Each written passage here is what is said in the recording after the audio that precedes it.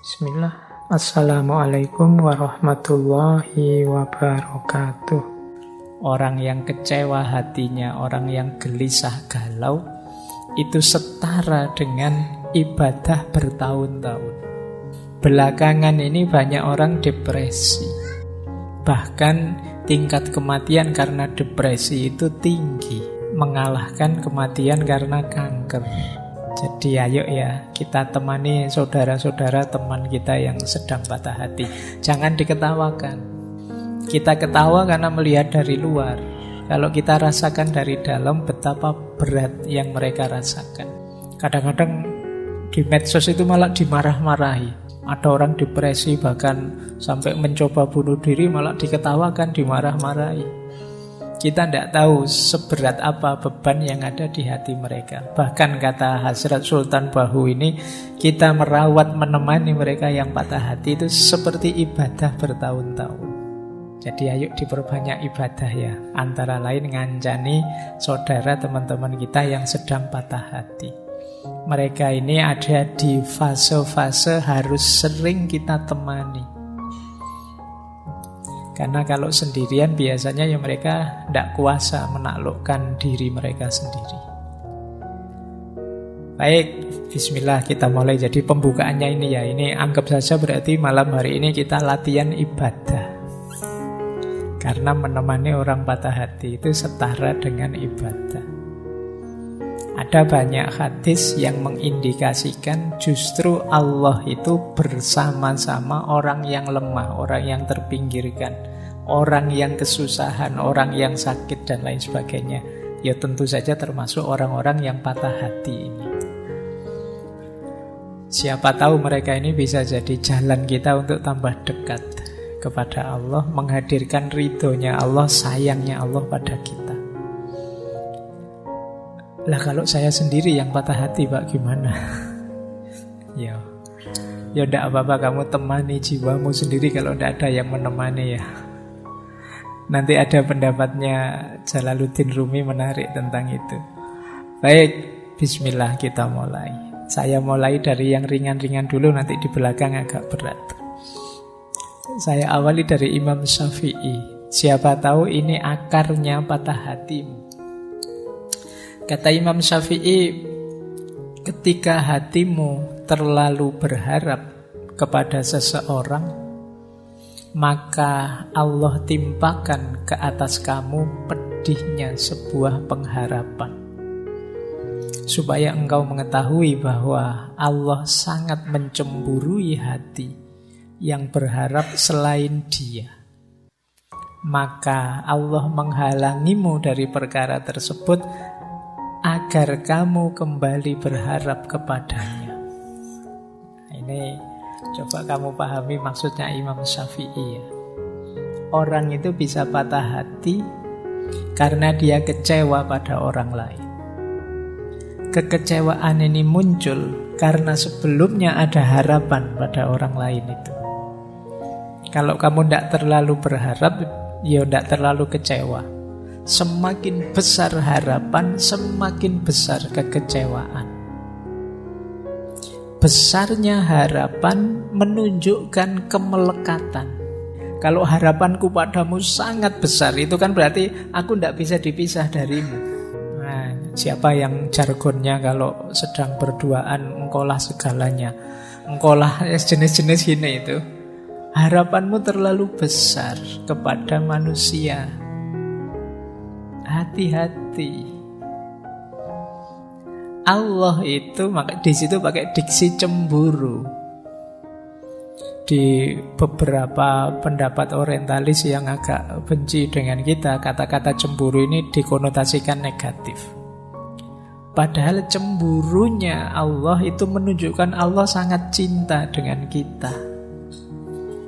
Persis seperti kita, kalau cinta dengan seseorang, terus orang lain kok melekat ke yang lain, itu kan kita cemburu. Bahagialah kalau kita dicemburui oleh Allah. Berarti itu bukti Allah mencintai kita.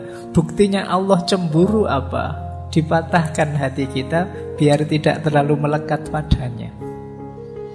Nah, kenapa hati kita bisa patah? Ya karena kemarin terlalu melekat. Kamu terlalu berharap padanya, terlalu menginginkannya. Manusiawi, wajar kita memerlukan, membutuhkan orang lain, termasuk membutuhkan pasangan untuk mewujudkan mimpi dan cita-cita kita, tapi jangan terlalu melekat. Kemelekatanmu yang berlebihan, ya setara di situ efek kekecewaan yang juga besar. Nah, ini membawa kemungkinan apa? Kita terus lupa misi utama kita di muka bumi ini. Kita lupa kewajiban utama dalam hidup kita. Akhirnya hanya asyik melayani orang yang sangat kita harapkan itu. Alhamdulillah, oleh Allah ditegur langsung dengan cara dibuat putus. Akhirnya kita bisa lebih free, bisa sadar bahwa ternyata Allah cemburu ini. Alhamdulillah, Allah masih cinta. Nah, jadi berarti apa? Ya ini memang peringatan yang pertama dari Imam Syafi'i, mbok yo jangan terlalu melekat. Peringatan kedua, sadarlah Allah itu sangat mencintaimu. Peringatan ketiga, ketika engkau patah hati, segeralah kembali kepada Allah. Nah, ini dari quotes-nya Imam Syafi'i ini, paling tidak kita punya pijakan awal sekarang, ya jangan sedepresi itu. Kita masih punya Allah yang justru menunggu kita. Allah sangat mencintai kita, mencemburui kita. Kita saja mungkin yang terlalu jual mahal kepada Allah. Nah, ini perspektif pertama dari beliau Imam Syafi'i. Baik, saya lanjutkan ya. Kita mulai masuk ke tokoh-tokoh tasawuf sekarang. Ini Robi'ah. Di beberapa referensi ini salah satu munajatnya Robi'ah ketika dia masih jadi budak. Beliau ini sebenarnya lahir dari keluarga meskipun tidak kaya tapi terhormat, tapi mengalami banyak peristiwa tragis sehingga sampai beliau jadi budak. Dalam ceritanya ada momen ketika beliau pahit sekali, ketika beliau dikejar-kejar, ada seseorang yang ingin mencelakainya, kemudian sampai beliau terjatuh terluka. Nah, ini salah satu kalimat yang beliau ucapkan saat terluka itu, yang di beberapa referensi bunyinya seperti ini. Ya Allah, aku adalah musafir, tanpa ayah dan ibu, seorang yatim piatu, dan seorang budak. Aku telah terjatuh dan terluka. Meskipun demikian, aku tidak bersedih hati oleh kejadian ini. Hanya aku ingin sekali ridhomu. Ini Robi'ah. Ada cerita yang lain. Satu ketika Robi'ah ini jatuh berdarah. Saat dia melihat tangannya berdarah, dia tersenyum. Terus bilang, Alhamdulillah. Nah, muridnya dan juga temannya heran. Jatuh kok Alhamdulillah, itu kan harusnya innalillahi. Tapi tidak, kata Robi'ah, Alhamdulillah, ini dari kekasihku. Apapun yang diberikan oleh kekasihku, bagiku itu indah. Ya dia kan cintanya hanya pada Allah saja. Nah, kalimat munajatnya Robi'ah ini mengajarkan pada kita, apapun yang aku alami, sengsara seperti apapun, aku tidak masalah. Aku tidak sedih kok ya Allah, aku tidak galau. Asal engkau ridho padaku, itu sudah segalanya bagiku, kata Robi'ah. Jadi ungkapan seperti ini itu pasti muncul dari rasa cinta yang sangat dalam. Orang yang sudah cinta itu diberi apapun oleh yang dia cintai, termasuk hal-hal yang pahit sekalipun, dia tetap senang, asal jangan dipisah dengan yang dia cintai. Maka cintanya Robiah pada Allah, yuk buahnya seperti ini. Dia rela sakit, dia rela berdarah-darah, gak masalah. Ya Allah, aku hanya ingin ridhomu saja. Ini dulu mirip ceritanya Rasulullah. Kan ada kisahnya Rasulullah itu waktu beliau berdakwah di Taif. Kemudian di situ beliau dilempari batu, ditaburi pasir, berdarah-darah, dikejar anak kecil-kecil. Sampai beliau istirahat di salah satu kebunnya orang Taif. Yang di situ beliau bermunajat pada Allah, panjang sekali munajatnya, yang salah satu kalimat masyhur sekali di munajat itu, ya Allah, in lam takun wadiban alayya fala ubali. Jadi meskipun aku berdarah-darah seperti ini, meskipun begitu beratnya ujian ini, asal engkau tidak murka padaku ya Allah, aku tidak peduli. Nah, batin yang bisa seperti ini itu syaratnya memang batin yang sudah mencintai Allah. Kalau kamu masih negosiasi dengan Allah, masih banyak pamrihnya, masih belum ikhlas, ya mungkin bisa mengucapkan seperti itu, tapi formalitas. Ngomongnya sambil meringis-meringis, nangis, itu tidak bisa senyum kayak Robiah. Kamu sakit, berdarah-darah, sakit ini kok ya. Meskipun kamu bilang tidak apa-apa ya Allah, yang penting kamu ridho, tapi ya beda kalau tidak ada cinta di dalamnya, itu acting, formalitas. Kalau Robiah ya keluarnya otomatis dari batin yang mencintai Allah. Loh, di versi perspektif yang ini berarti ada jalan agar patah hatimu tidak berat. Apa? Masih ada Allah. Tidak masalah kok kamu putus, tidak masalah kok kamu kecewa. Dalam keinginanmu yang manapun, asal Allah ridho. Nah, ini cara berpikirnya para sufi. Tidak masalah kamu nyalon gagal. Tidak masalah kamu ditinggal pasanganmu. Tidak masalah kamu dimaki-maki orang di medsos. Tidak masalah banyak sekali kepahitan hidupmu. Yang masalah satu-satunya adalah ridhonya Allah. Ini Allah ridho padaku apa tidak ya?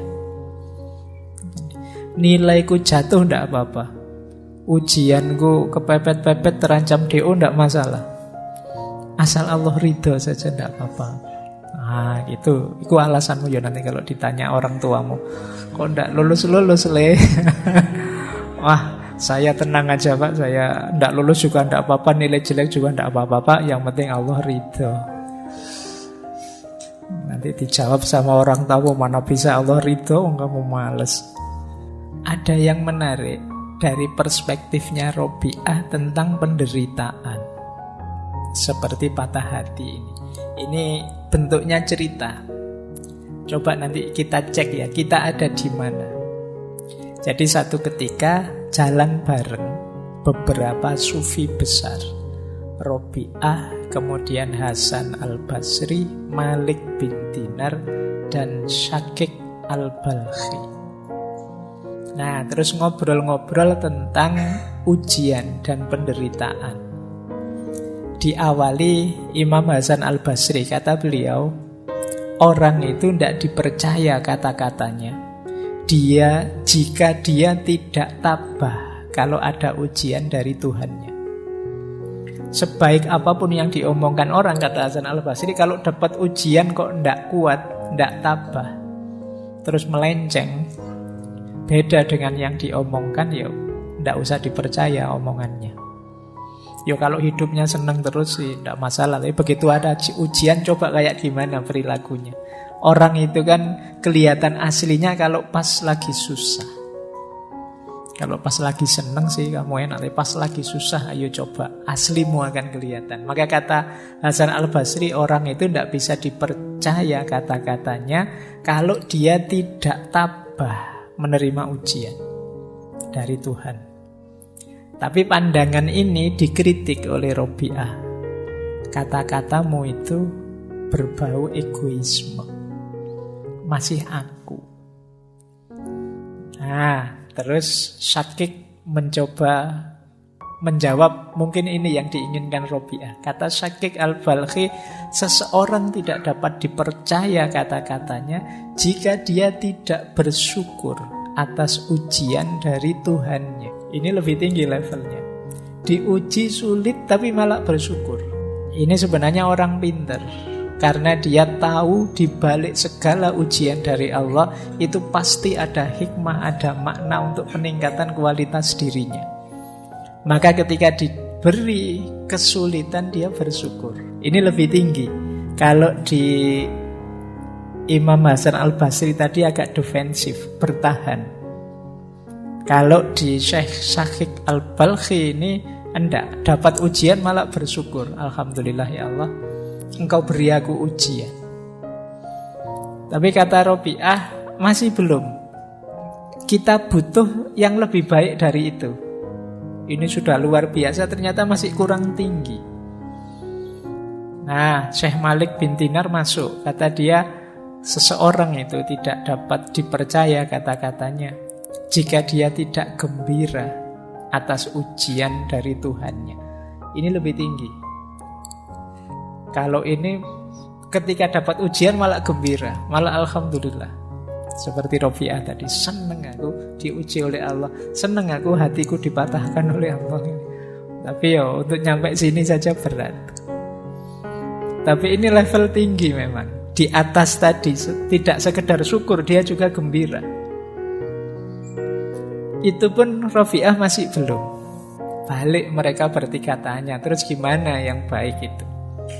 Kata Robiah, seseorang tidak dapat dipercaya kata-katanya jika dia tidak melupakan ujian saat merenungi Tuhannya. Ini cara berpikirnya dibalik oleh Robiah. Kita itu kan ketika dapat ujian baru ingat Tuhan. Tapi kalau diribu dibalik. Ketika kita ingat dekat dengan Tuhan, kita siap menerima apapun termasuk ujian. Jadi orang di levelnya Robiah ini bahkan sebelum mendapat ujian dia sudah ikhlas, sudah ridho. Ya Allah, Engkau beri apapun aku siap. Yang paling pahit pun aku siap, asal Engkau tidak meninggalkanku. Ini yang saya bilang tadi, level cinta. Sulit orang seperti ini, karena itu berarti dia tidak minta yang sifatnya menyenangkan, menggembirakan. Yang dia minta hanya biar bisa dekat pada Allah. Kalau kita kan masih banyak permohonan macam-macam kepada Allah. Kalau Robiah tidak, dia mintanya Allah saja. Ini coba ya nanti kalian ada di mana. Kalau ada ujian kalian tabah, atau kalian bersyukur, atau kalian gembira, atau tidak kamu pikir sama sekali, siap menerima apapun asal dekat terus dengan Allah. Nah, ini jawabannya tidak bisa hafalan ya. Karena kalau mahasiswa kalau ditanya begitu mesti hafalan. Hafalan itu dia jawab yang paling baik. Kamu tanya yang jujur, dirimu ada di mana, nanti ayo kalau memang masih di bawah ya kalau bisa naik kelas. Jadi semula sih saya menarget tabah Pak kalau dapat ujian. Ya siapa tahu bisa naik level, bisa bersyukur, atau bisa gembira, atau sudah saya tidak mikir itu, fokusku Allah saja. Diberi apapun yang pahit, yang manis, ayo. Jadi ketika ingat Allah, siap menghadapi ujian apapun. Nah, baik.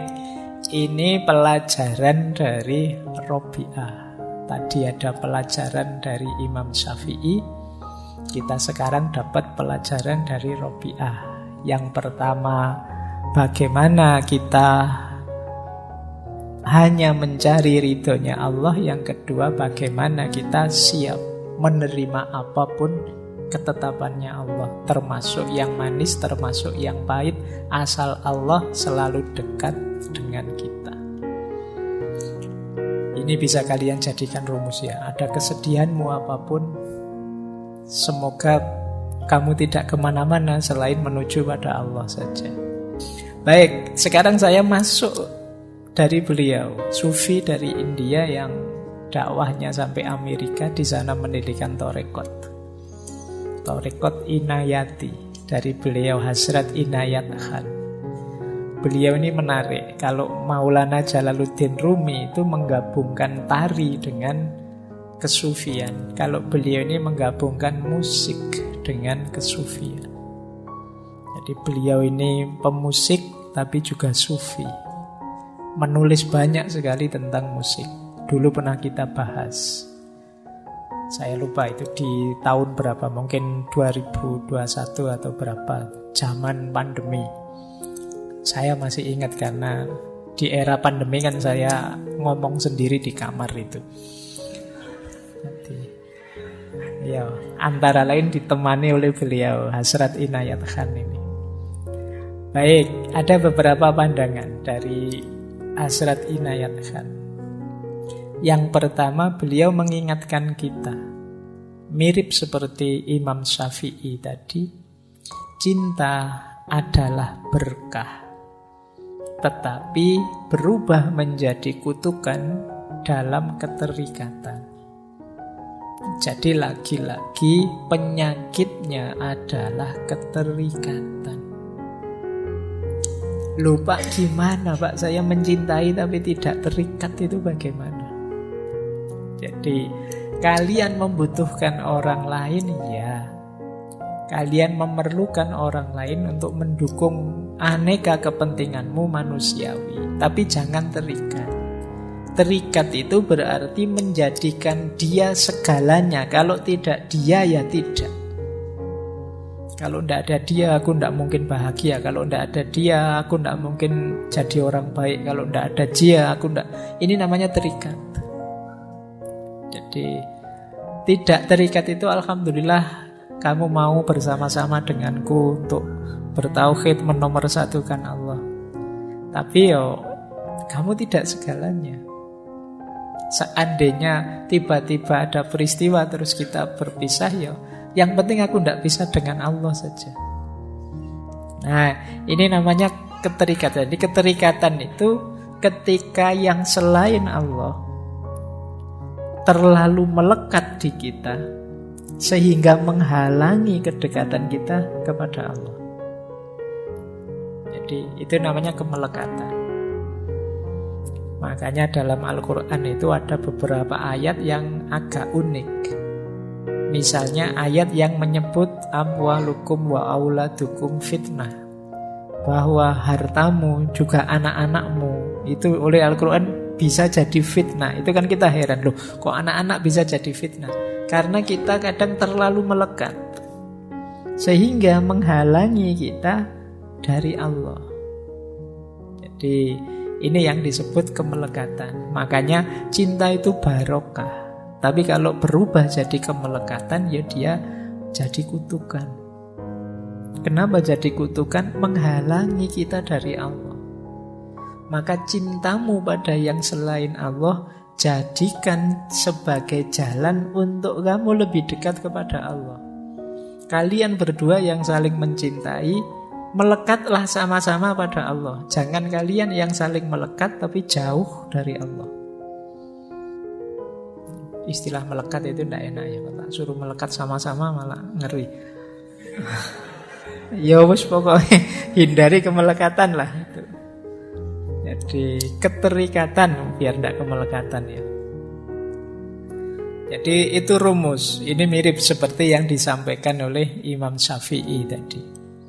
Yang kedua, kata Hasrat Inayat Khan, seseorang tidak perlu jatuh dalam cinta, tapi dia harusnya bangkit melalui cinta. Nah, mulai sekarang boleh kalian merevisi istilah jatuh cinta. Ya, kalau bahasa Inggris itu fall in love. Ini juga sudah diinisiasikan oleh Erich Fromm. Jangan fall in love, tapi standing in love. Jangan jatuh dalam cinta, tapi tegaklah dalam cinta. standing in love. Tegakkan cinta dalam dirimu, bukan kok kamu jatuh karena cinta. Jadilah manusia sejati yang menghidupkan cinta, bukan orang yang kalah dan jatuh karena cinta. Jadi jangan falling in love, tapi standing in love. Nggak tahu bahasa Indonesianya standing in love itu apa ya. Ya pokoknya aku siap menegakkan cinta bersamamu. Nah, bukan aku jatuh cinta padamu. Jadi biar sama-sama tegak. Kalau istilahnya Hazrat Inayat Khan, seseorang harus bangkit, muncullah, eksislah melalui cinta. Jadi cinta jangan jadi kuburanmu. Ketika jatuh cinta kamu terus hilang, nggak otentik lagi. Tapi cinta jadi jalanmu untuk eksis, jalanmu untuk hidup, menyayangi dan mencintai. Jadi ini nasihatnya Hazrat Inayat Khan. Jadi kenapa kok orang bisa patah hati? Jangan-jangan kemarin memang mode cintanya mode jatuh cinta. Pasti saja kamu jatuh. Maka ayo standing in love, biar kamu tegak. Jadi bareng-bareng menegakkan diri, eksis. Baik, terus yang ketiga, ini lanjutannya sebenarnya. Dari cangkang patah hati muncul jiwa baru yang lahir. Seandainya dalam cinta kalian mengalami patah hati, tidak masalah. Jadi ada sunnatullah dalam hidup ini bahwa menyusuli kehancuran itu pertumbuhan. Jadi kalau sesuatu itu sudah busuk, hancur, dari situ akan lahir sesuatu yang baru. Maka dari cangkangnya patah hati, lahirlah jadi orang baru. Lahirlah jadi manusia yang baru. Kalau kalian sangat kecewa dengan apapun sebelumnya dalam hidupmu, tidak hanya patah hati ditinggal pacar, kecewa karena apapun, maka jangan ambruk, jangan jatuh. Keluarlah tegak bahwa inilah aku yang baru sekarang. Misalnya kok sangat apes, terpaksa kamu kuliah kok di DO. Begitu kamu di DO, keluar dari kampusmu sambil bilang, inilah aku yang baru, yang lahir. Jadi keruntuhanmu adalah sumber kelahiranmu kembali. Jadi kamu tidak depresi. Ditinggal pasanganmu juga begitu. Begitu ditinggal, ya sudah, sekarang aku sendiri, berarti inilah aku yang sekarang baru, yang tidak kayak kemarin, yang tiap hari stres karena ngeladeni kamu. Sekarang aku bebas. Nah, jadi dari cangkang patah hati muncul jiwa baru yang lahir. Hidup itu kan selalu ada sulitnya, selalu ada jatuh bangunnya. Ketika kamu jatuh, jadikan itu titik tolak kelahiran yang baru. Ya kalau kamu sukses, jadikan titik tolak untuk semakin tinggi, semakin mengembangkan diri. Jadi sebenarnya tidak ada alasan untuk kamu jatuh terus-terusan, sedih terus-terusan, depresi terus-terusan. Lahirlah jadi orang yang baru. Banyak orang yang depresi karena jenuh. Beberapa bahkan sampai mengakhiri hidupnya sendiri dengan alasan yang tidak jelas. Karena dia jenuh, merasa hidup kok kayak gini lah, padahal itu enak. Ada artis yang kaya, yang ganteng, yang cantik, tapi mengakhiri hidupnya. Alasannya depresi, jenuh dengan hidupnya. Nah, mungkin kalian perlu latihan ini. Jadi kalau kamu jenuh dengan hidupmu yang versi sekarang, bikinlah versi baru hidupmu. Kamu ingin seperti apa? Dan itu sangat mungkin. Karena yang menguasai hidupmu kan dirimu. Manusia itu paket potensi, bukan paket jadi. Kamu ingin jadi apa saja bisa. Kamu ingin jadi orang seperti apapun, tinggal kamu latih, kamu bentuk dirimu. Kalau kamu jenuh dengan versi dirimu yang sekarang, bikin versi baru. Yang kamu inginkan yang bagaimana? Yo, tentu saja semoga versi barumu yang positif. Jangan kok, Pak saya jenuh jadi orang baik Pak. Misalnya, yo ojo ngono rek. Jadi versi yang baru yang positif. Pak saya jenuh jadi orang yang kemarin kok terlalu pendiam ya, jadi kurang Ya sudah, ayo latihan gak pendiam lagi, mungkin agak ceria sedikit, agak terbuka sedikit. Pak saya ini jenuh Pak, melihat diri saya itu loh, kok cerewet saya itu. Ayo coba yuk latihan ngerem sedikit biar gak cerewet, bisa kok. Jadi engkau adalah seperti apa engkau bentuk hidupmu. Jadi jangan merasa dirimu itu harga mati. Pak saya itu memang orangnya pemarah kok Pak. Enggak kok, kamu bisa enggak pemarah. Tinggal kamu latihan saja. Bikin versi dirimu yang versi kalem. Nah, kalau selama ini pemarah, ya besok ke kampus bilang ke teman-teman, ini versi baru ini versi kalem ini. Nah, itu. Jadi biar temenmu bisa bantu, bisa dukung dikit-dikit lah, ini versi kalem ini. Nanti biar kamu kok tiba-tiba marah, temenmu ngingetin, katanya versi kalem. Oh iya, balik lagi. Nah, mungkin lama-lama jadi kalem beneran. Baik, jadi ini nasihat dari Hazrat Inayat Khan. Jadi dari cangkang patah hati, lahirkan jiwa yang baru. Nah, masih ada lagi kata beliau. Kalau ini mungkin lebih mudah dipahami. Mirip dengan sebelumnya ya. Setiap pengalaman, baik atau buruk, merupakan langkah maju dalam perkembangan jiwa manusia. Kegagalan dalam hidup tidak masalah. Kemalangan terbesar adalah masih diam seperti semula. Jadi kata Hazrat Inayat Khan, hidup itu ada baik, ada buruk, ada naik, ada turun biasa. Yang penting apapun yang kalian alami, jadikan itu pijakan untuk dirimu jadi lebih baik. Gagal tidak masalah. Justru dengan kegagalan itu kamu bisa mengevaluasi dirimu, kurangnya di mana, dan besok jadi lebih baik. Kemalanganmu terbesar adalah kamu mandek, tidak berkembang. Kata Hazrat Inayat Khan, naik turun. Hidupmu kok sedang baik atau sedang buruk, tidak masalah. Setiap pengalaman adalah pelajaran. Dan pelajaran terbaik adalah pelajaran yang mengubah dirimu jadi lebih baik.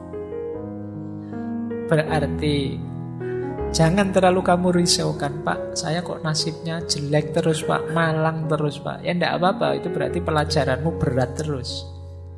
Tidak masalah, asalkan apa? Efeknya kamu jadi tambah baik, tambah baik. Itulah yang diinginkan. Jadi bukan stuck mandek, bukan merasa saya sudah baik kok, tidak perlu diperbaiki lagi ya sudah. Kamu mandek, itulah kemalanganmu, kata Hazrat Inayat Khan. Jadi kemalangan terbesar adalah ketika kamu diam, tidak berubah, tidak mau mengubah diri. Padahal kita punya konsep, tidak ada manusia yang sempurna. Manusia itu selalu ada kurangnya. Berarti kita ini hidup ideal itu hidup yang berproses lebih baik, lebih baik. Kita lanjutkan. Kita semua sedang dalam perjalanan. Hidup itu sendiri adalah sebuah perjalanan. Tidak ada yang menetap di sini. Kita semua lewat. Dan karena itu tidak benar mengatakan bahwa kita harus melakukan perjalanan spiritual dan menghancurkan hidup kita yang menetap. Kenapa? Karena tidak ada orang yang hidupnya menetap di sini. Semuanya gelisah dan semuanya dalam perjalanan. Kegembiraan hidup adalah kegembiraan perjalanan.